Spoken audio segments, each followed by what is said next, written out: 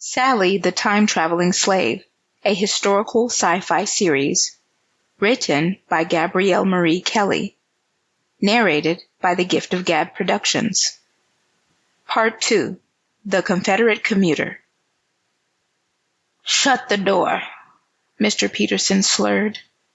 Sally closed the door behind her, eyes fixed on Mr. Peterson. The door's creaking filled the cabin with suspense. Her heart performed acrobatics while adrenaline rushed through her limbs. How was he here?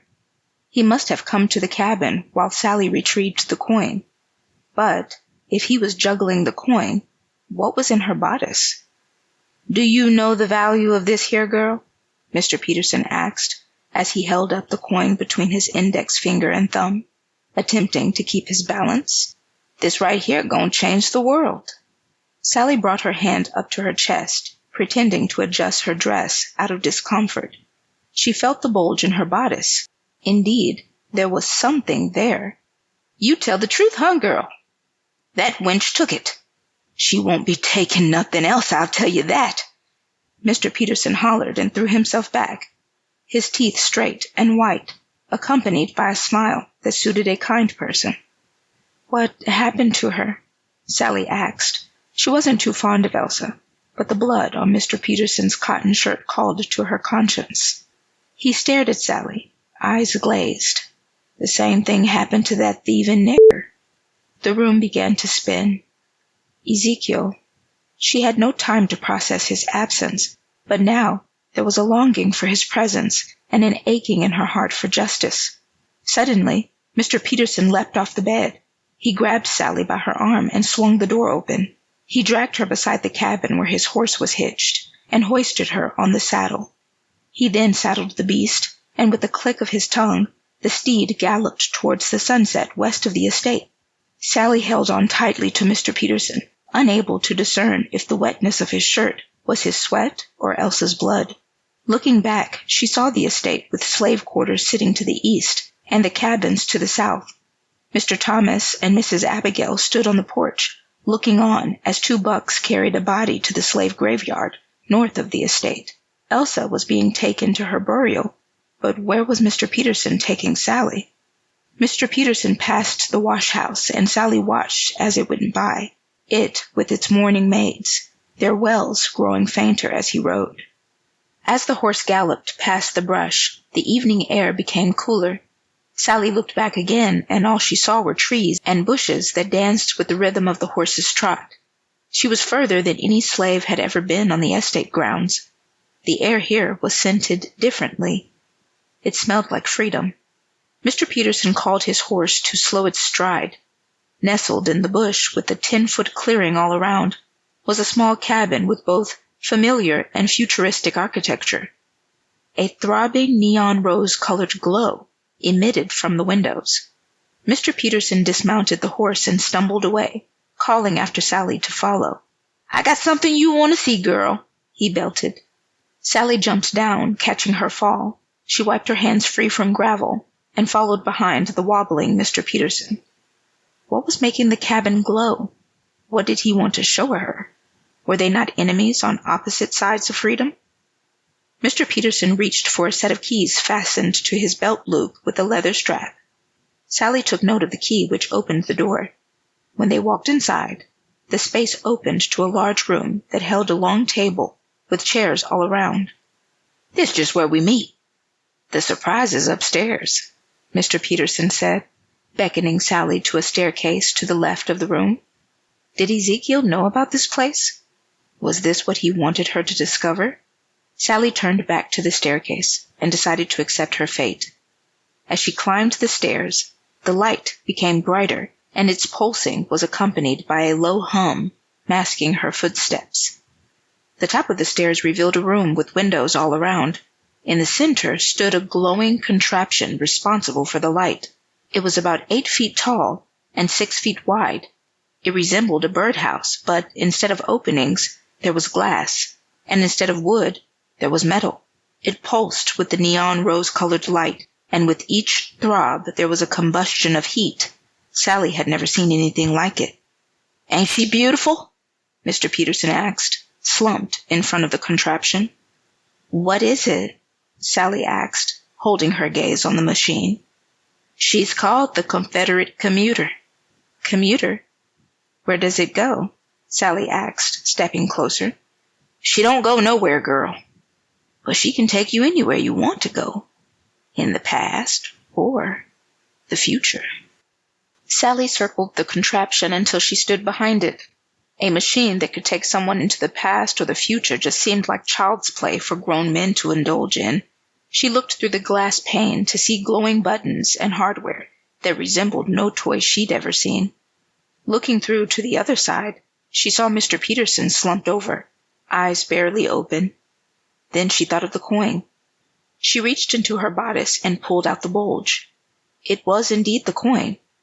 The center glowed at the same rhythm as the Confederate Commuter. They must have created multiple coins for the machine, and in his drunkenness, Mr. Peterson mistook one already in his possession for the one that he and Mr. Thomas found with Elsa. "How does it work?" Sally called, hiding the coin again in her bodice. She looked up to see Mr. Peterson lying on the floor. "How does it work? Damn you, Nathaniel! Must your liquor always bring us close to trouble?" Mr. Thomas came barreling into the room, startling Mr. Peterson awake. "What the hell are you even doing up here?" Sally crouched and hid behind the machine while Mr. Thomas struggled to hoist Mr. Peterson to his feet. They stumbled to the stairway, and Mr. Thomas barked at Mr. Peterson for not attempting to assist with their descent. Sally remained crouched and breathing shallowly while Mr. Thomas cursed and the men bumbled down the stairway. Finally, she heard the door creak open, shut, and then lock. With her head low and her back hunched, Sally ran to one of the windows facing the entrance of the cabin and peeked ever slightly above the windowsill. There they were, trotting off into the bush. Mr. Peterson slouched, but holding on for dear life. His steed loped alongside them. Sally turned and slid down the wall, letting out a sigh of relief. When she opened her eyes, the Confederate Commuter welcomed her to an uninhibited exploration. The door to the machine was inlaid, and in the place where a conventional handle would be, there was an inset button. Sally ran her hand along the diameter of the button and pressed. The glass metal pane door slid to the left and disappeared into the wall of the machine. Sally stepped inside, admiring the flickering lights, glowing buttons, and advanced hardware. The machine, in its innovative design, was quite simple once explored. All the buttons were numbered with instructions, indicating a sequential user guide. As Sally leaned closer to read them, she noticed that the letters did not make words she could read. Sally attempted to sound out the words like Mrs. Abigail had taught her, but she could not make sense of any of them. They were all unfamiliar, and she had not seen any of them in the many books Mrs. Abigail had taught her to read from. Thankfully, there were accompanied images. The image coinciding to step 1 displayed a man-like figure placing a coin into an opening in the machine. Scanning the surface, Sally spotted a small glowing opening about the size of the coin. Sally squinted at the instructions, trying to determine what would happen next if she placed the coin in the opening. The image displayed a glow around a man-like figure and a clock above the figure's head. If she placed the coin in the opening and she began to travel, where would she go? Would she be able to return? How would she return? Did she want to return? Where in the hell could he have dropped it? Sally gasped and ran out the door of the Confederate Commuter, hit the button to close the door, and braced herself up against the wall closest to the staircase. Mr. Thomas had returned alone, looking for the coin they retrieved from Elsa. He navigated upstairs, muttering and cursing with every step. Sally held her breath, waiting for him to cross the threshold. He barged into the glowing but shadowed room, squinting at the floor for any sign of the coin. While his back was facing her, Sally seized the opportunity and ran down the stairs, matching her footsteps to the drowning vibrations of the Confederate Commuter. Dashing out the open front door, Sally passed Mr. Thomas's unperturbed horse before disappearing into the brush. "Shh," she playfully whispered, holding her finger up to her lips. Giggling from the elation of a clean escape, Sally ran in the opposite direction that Mr. Peterson had rode. She darted past the unlit wash-house. All the maids and slaves had returned to their cabins and quarters. With fireflies dancing around her, she disappeared behind the estate, into the garden, and through the door of the cabin.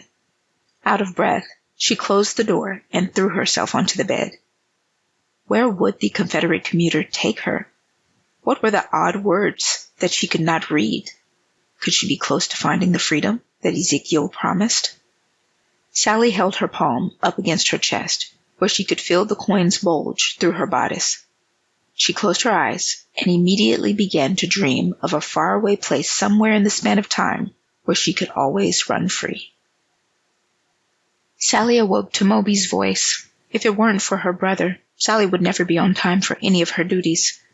"It's time to get on up, Sally. Master Livington done come back, and Mrs. Abigail want you in her dressing room now." Sally slowly rose to her feet, sore from last night's escapade. As she walked through the garden, admiring the fresh dew on the plants and flowers, she thought about the conversation that Mrs. Abigail and Mr. Peterson had yesterday. Master Livington wasn't supposed to return until Thursday. It was only Sunday morning. Making her way up the winding staircase, she imagined what his premature return could mean.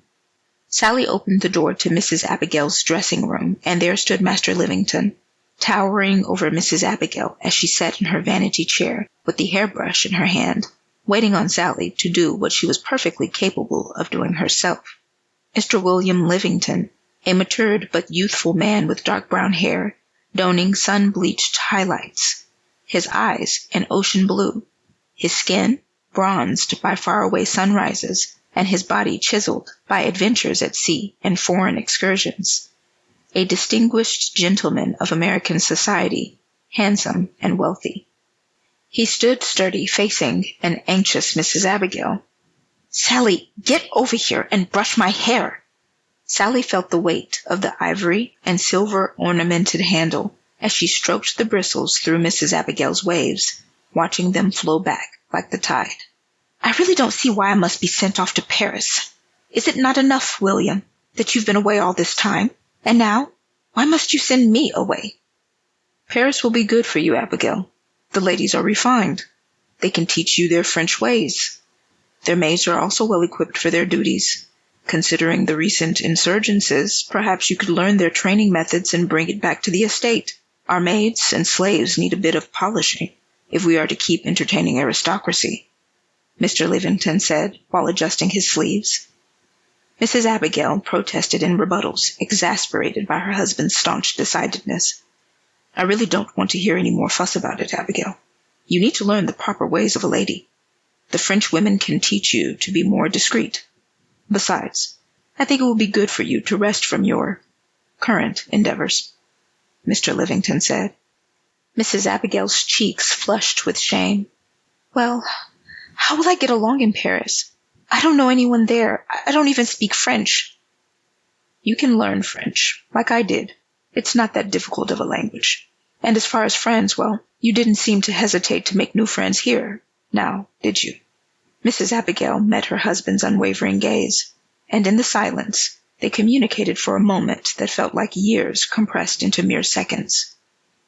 "Have the maids pack your things. You and your maids leave first thing in the morning." "In the morning?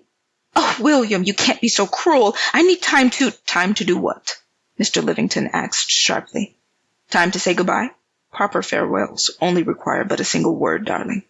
The coach leaves tomorrow for the T&N.O. train line in Houston. Once you've arrived at the port, a coach will take you from the train to the Commuter line steamship docked in Galveston. You will sail the beautiful Atlantic for about 10 days, my dear, and then you will arrive at the French port, Bordeaux. I will see you off tomorrow. Oh, and this is for you, a parting gift." Mr. Livington handed Mrs. Abigail a blue book with the engraved image of an ark on the cover. He bent to kiss Mrs. Abigail's cheek and then turned and marched out of the room like a sergeant, confident in the execution of his orders. Mrs. Abigail stared at the small book with tears welling in her eyes. "Well, Sally, I guess we better learn the Français," she said sarcastically, rising from the chair and nonchalantly handing Sally the gift before walking out of the room. Sally propped open the book and thumbed through its pages. It read like a lesson plan, and the French resembled the words that Sally had seen in the instructions on the Confederate Commuter. She grinned and thumbed through the pages. Well, I guess so. Hi, my name is Gabrielle Marie Kelly, and you just finished listening to Part 2 of my historical sci-fi series entitled Sally, the Time-Traveling Slave. If you liked it, then please be sure to subscribe to my website so that you'll never miss a story. Thank you for listening, and happy reading.